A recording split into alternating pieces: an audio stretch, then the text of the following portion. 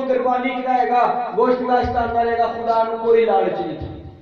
खुदा कहता है राष्ट्रवाद खुदा को क्यों पकड़ता? क्योंकि वो राष्ट्रवाद था। उसकी मानद कोई राष्ट्रवाद नहीं था। बड़े पकड़। यहां पर भी खुदा कहता है मेरे लोग। कितने उसके लोग हैं? अपने हाथ में चोरी पड़ी जानी है। 1 मिनट से पीछे की हाथ में चुप के रखो, को नहीं फड़ता। चोरी फड़ांगे कौन जी को फड़ता? देख लो अद्धे हाथ से भी चले यार, चेक करिए। यही बात मेरी खुदा का खुदा लोग सारी तेरे सारे हाथ मैंने यानी आपको छक नहीं, कोई तो बात है ना। नहीं फिर आपको नीचे की चले अभी ढूंढ लेते क्या चाहते हैं।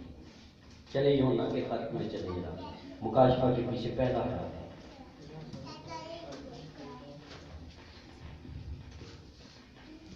देखा झटका खा गए ना, खाया ना झटका सबने, जल्दी से आपने नीचे खा लिया। पता चलेगा ना कौन कौन उसके लोग हैं। खुदा कहता है तब अगर मेरे लोग जो मेरे नाम से कहलाते हैं क्या करें? दुआ करें। कौन लोग दुआ करें? जो मेरे हैं। इसका मतलब है दूसरे लोगों को खुदा इजाजत नहीं दे रहा। यानी इसका मतलब है कि खुदा का रासवास लोगों के अलावा किसी के साथ कोई रास्ता नहीं। इससे फिर यही साबित होता है ना, अगर मेरे लोग जब मेरे नाम से कहलाते हैं खाकसार बनकर क्या करें जी? बात यह है कि मेरे लोग, खुदा कहते इसके लोग कौन है? आज हमने इस फर्क को ढूंढना है। कौन से खुदा के लोग हैं, कौन खुदा के लोग नहीं है? खुदा किन की दुआ को सुनता है? खुदा किन लोगों की दुआ का जवाब देता है? खुदा किन लोगों की जिंदगी के अंदर मौत से करता है? खुदा किन लोगों की जिंदगी में फल को बना रहने के लिए उनको ब्लेस करता है। Hallelujah, hallelujah. और ये हम पढ़ते हैं, हम इसको पढ़ेंगे और हम अगर यूहन्ना के पहले खत को पहले ही बात को पढ़ना शुरू करते हैं तो बाइबल 5 आयत के अंदर वो कहती है उस पैगाम को उसने सुनकर जो पैगाम मैं तुम्हें देता हूं वो ये है कि खुदा नूर है और उसमें जरा भी तरीकी नहीं है। खुदा क्या है कि नूर है, उसमें जरा भी तरीकी नहीं है। अगर हम नूर में चलते हैं और हम नूर की मानद नहीं है तो इसका मतलब है हम उसके फरजाद नहीं। जी पढ़े जरा यूहन्ना का पहला खत उसका 2 बाब और उसकी 29 आयत। आज हम इस बात में फर्क ढूंढेंगे। ये स्टडी है आपकी, आपको पढ़ना है। आपने 29 आयत आखिरी आयत है दूसरे बाब की। यूहन्ना के खत के अंदर लेना है, बाइबल को खोले रखना है। यहाँ से हम वाले पढ़ते हैं, माइक को भी एक माइक ऑन रखा। चलिए शाबाश। अगर तुम जानते हो कि वो रास्तबाज है तो ये भी जानते हो कि जो कोई रास्तबाजी के काम करता है वो उससे पैदा हुआ है। आमीन। कौन उसके लोग हुए जी? जो राष्ट्रबाजी के काम करते हैं वो उससे पैदा होता है। भाई बैठो, मार्क नहीं अगर आप छोड़ दिया इससे भी उठाओ।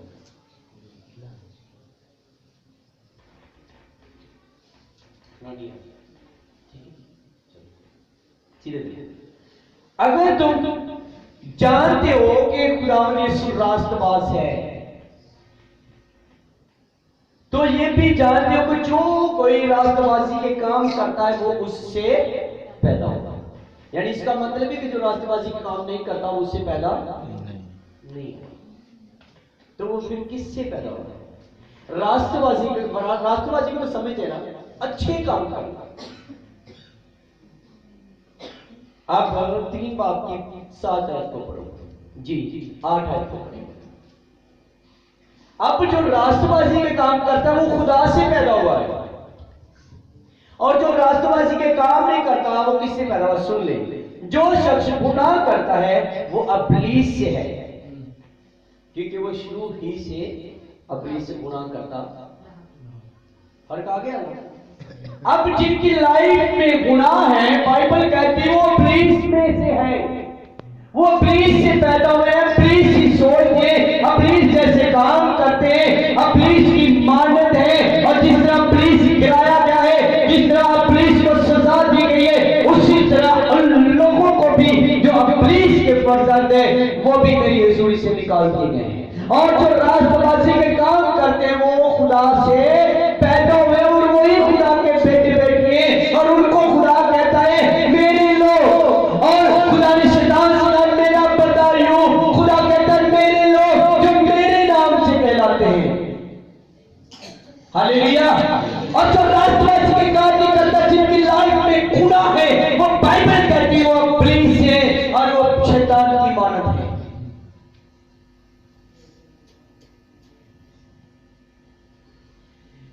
खुदा कभी भी उन लोगों से जिनकी लाइफ में गुनाह है, कभी भी उनकी दुआ को नहीं सुनता, लेकिन सुनता है। मैं ये नहीं कहता कि गुनहगार के लिए हम माफी नहीं, बाइबल का पैगाम है, बाइबल का सबसे बड़ा पैगाम यही है कि उसके मार खाने से हम बचाए गए और हम छुड़ाए गए, आजाद किए गए, और उसके ब्लड की पावर से हमें नई जिंदगी मिलती है। और उसका ब्लड, उसका खून ही जो है वो हमें हर तरह के गुनाह से बचाता है। आमीन। हम इससे क्या जान सकते हैं कि उसका खून जो है वो हमें हर तरह के गुनाह से बचाता है, और उसने अपने लोगों को बनाने के लिए अपने खून को बहाया है। हालेलुया। और ये बाइबल की बात है, एक ही बात पर हम बात कर रहे हैं कि खुदा कहता है मेरे लोग जो मेरे नाम से कहलाते हैं। हम किसके लोग हैं जी? अगर जिंदगी में गुनाह है तो हम कभी उसके बेटे बेटे नहीं है, क्योंकि खुदा गुनाह से नफरत करता है। और बाइबल कहती है कि मेरी आंखें इतनी पाक है जो गुनाह को देख नहीं सकती। और अगर लाइफ में जिंदगी में गुनाह है, खुदा कभी आपको देख नहीं सकता, लेकिन वो आपको देखेगा, आपको बचाएगा, आपको छुएगा, आपको साथ करेगा, आपको छुड़ाएगा, आपको चंगा करेगा। लेकिन जब आप उसके ब्लड की पावर पर ईमान रखते हैं कि वो मेरे लिए सलीब पर चढ़ा, उसने कोड़े खाए, खून बहाया, तो आप कभी बाइबल कहती गुनाह कर ही नहीं सकते, क्योंकि जो खुदा से पैदा होते हैं वो कभी गुनाह नहीं करते। हालेलुया। और बाइबल कहती है गुनाह की मजदूरी मौत है, लेकिन जो राष्ट्रवासी के काम करते हैं वो खुदा के बेटे और बेटी। हालेलुया। और अगर हम इसी आयत को आगे पढ़े जो मैं पढ़ रहा था, तो आगे लिखा है जो कोई खुदा से पैदा हुआ है वो गुनाह नहीं करता। जो कोई खुदा से पैदा हो कभी गुनाह नहीं करता। हालेलुया। मिसियो, आपको पता है आपको गुनाह कहां पर लेकर जाता है? आप बताएं, आप बता सकते शैतान की खुराक कौन सी है? कौन सी शैतान की खुराक? झूठ बोलना, आपसे गुनाह करवाना, आपसे झूठ बुलवाना, आपसे बेईमानी करवाना, चोरी करवाना, आपको वो नाच गाने फिल्मों की तरफ लेकर जाना, ये शैतान की खुराक है। आप जाते हैं, शैतान खा पी के मोटा ताजा मुड़ के लुट्टा होना खाओ है ते बंदा माड़ा हो एक ही सुटना सुट लेगा। तो ये तेरा होवे तो मेहनत करनी पड़ेगी, तू चाह से बादाम खाने हैं।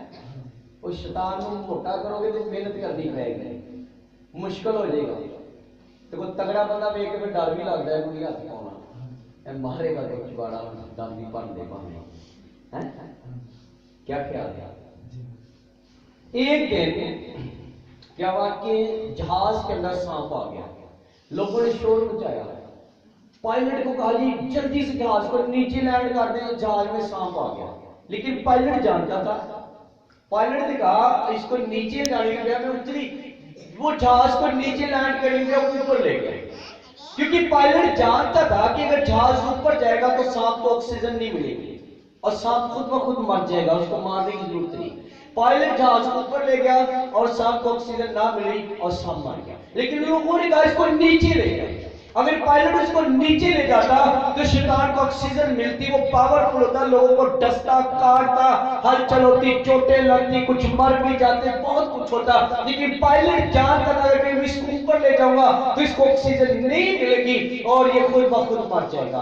आप सोचिए, आपकी जिंदगी का सफर, आप एक जहाज है, आपने अगर नीचे की तरफ लैंड करेंगे तो सांप आपको डसेगा, शैतान आपकी लाइफ में मुश्किलात को, बीमारियों को, परेशानियों को लेकर आएगा। लेकिन आप अगर ऊपर को चढ़ते जाएंगे, शैतान को कभी ऑक्सीजन नहीं मिलेगी, शैतान खुद ब खुद मरेगा, आपकी लाइफ को छोड़ेगा, आपकी बीमारियां जाएंगी, आपके बच्चे सरफराज होंगे, आपके बिजनेस बढ़ेंगे, आप तरक्की करेंगे और कोई भी शैतान का मंसूबा आपकी जिंदगी में काम नहीं करेगा। अब आप सोचिए कि आप अगर शैतान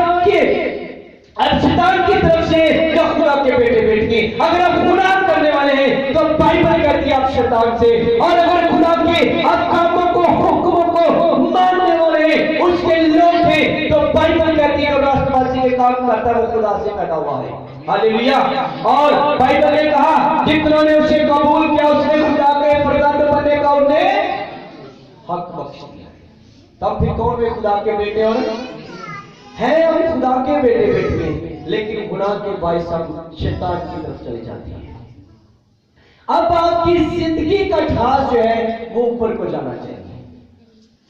मैं आपको बता रहा हूं कि अगर आप शैतान की बात को मानेंगे तो आपका ढांच नीचे जाएगा, और जब नीचे जाएगा तो वो आपको डसेगा।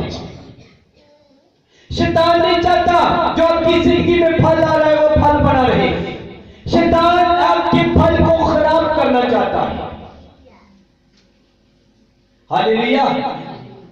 शैतान नहीं चाहता आपका फल बना रहे, क्योंकि यीशु जी का तुमने नहीं बल्कि मैंने तुम्हें चुन लिया, इसलिए चुना के जाकर फल लाओ और तुम्हारा फल बना रहे, तुम्हारा फल कायम रहे, ना कि तुम्हारा फल गिराया जाए। आमीन। और आपने फल लेकर आना है। अगर आपका जहाज ऊपर जाएगा तो शैतान को कभी ऑक्सीजन नहीं मिल सकती, उसको आपको मारने की जरूरत नहीं है, वो खुद ब खुद नहीं मर जाएगा। जब उसको ऑक्सीजन नहीं मिलेगी वो मरेगा। आप कैसे आप जहाज को ऊपर ले जा सकते हैं? आप एक बुलंदी पर सफर कर रहे हैं, एक फजा पर 35,000 पर 30,000 पर आप सफर कर रहे हैं, लेकिन यहां पर ऑक्सीजन कम नहीं। अगर आप घर के अंदर 2 दफा प्रे कर रहे हैं, 1 दफा बाइबल को पढ़ रहे हैं और कोई रोजा नहीं रख रहे, इसका मतलब आप 20,000 फुट की बुलंदी पर है और सांप आपकी लाइफ के अंदर है। और अगर आप 2 की बजाय 3 दफा दुआ करना शुरू करें, घंटा दुआ करनी शुरू करेंगे, बाइबल 1 दफा पढ़ते 2 दफा पढ़नी शुरू करेंगे, अगर आप रोजा नहीं रखते आप रोजा रखना शुरू करेंगे, तो आप अगर आप चर्च में तहज्जुद नहीं देते तो आप अगर तहज्जुद देना शुरू करेंगे, आप हदिया कम देते हदिया ज्यादा देना शुरू करेंगे, आप अपनी लाइफ का वक्त कम खुदा को देते, आप एक माह के अंदर 2 संडे चर्च जाते और 2 संडे चर्च नहीं आते, तो इसका मतलब है वो सांप आपकी लाइफ के अंदर है। अगर आप हर संडे चर्च जाना और रोज दुआ करना, 3 टाइम दुआ करना, 3 टाइम बाइबल पढ़ना और रोजा रखना शुरू कर देते, तो आपके जहाज का सफर 35 से 40,000 फुट पर जाता है, और जब वहां पर जाता है तब शैतान को ऑक्सीजन नहीं मिलती, वो शैतान खुद आपकी लाइफ में से निकल जाता। हालेलुया।